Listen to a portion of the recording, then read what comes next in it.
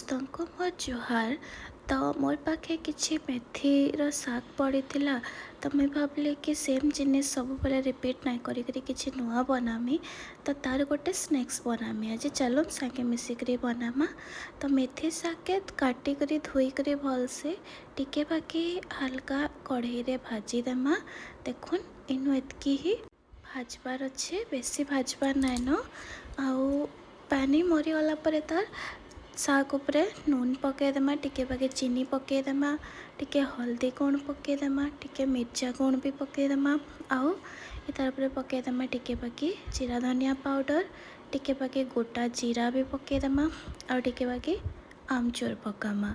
और तापरे नहीं जिमा गोटे कप बाकी अटा, आउ 2 ରୁ 3 चामच बाकी सुजी। एतकी जिनिस के पहला नहीं करी आमे टिके भल से एटाके मिक्स करीदेमा।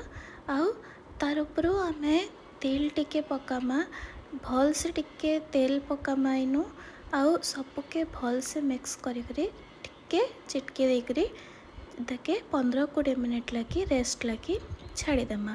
15-20 मिनट रे सुजीटा भल से फुली गला पर तापरे ताके एटा केंता करी बिली देमा। देखुन एतकी मोटा में इनो बिली छे, बेसी पतला करबा नाइनो कि बेसी मोटा भी नहीं।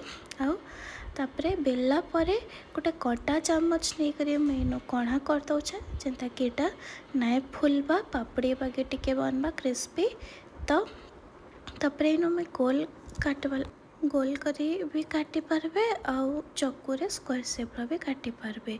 तो पहला टिके थरे मुई टिके गोल बागी काटी थिली टिके बागी, आउ लो टू मीडियम गरम आँच थिबा तेल आउ एंतरा छानबार अच्छे।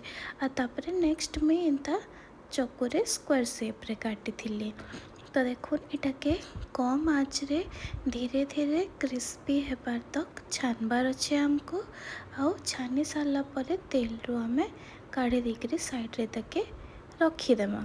हेंते बाकी जितके बची थिला सबके एंता मुई मीडियम थिक बेली करी चक्कू स्क्वायर शेप काटी काटी करी आउ लो आँच रे तेल रे में सबके भल से छानी दे छेन। तो एंते सबके छानी देमा। आउ सब छानी हला परे ऊपर फेर टिके नून मिर्चा मसला में ऐड करि पारमा। आउ एटाके स्टोर करी आमे स्नैक्स हिसाब रे खाई पारमा। वीडियोटा केता लागला मते कमेंट रे निश्चय जनाबे। आम चैनल के सब्सक्राइब कर देबे। Thank you.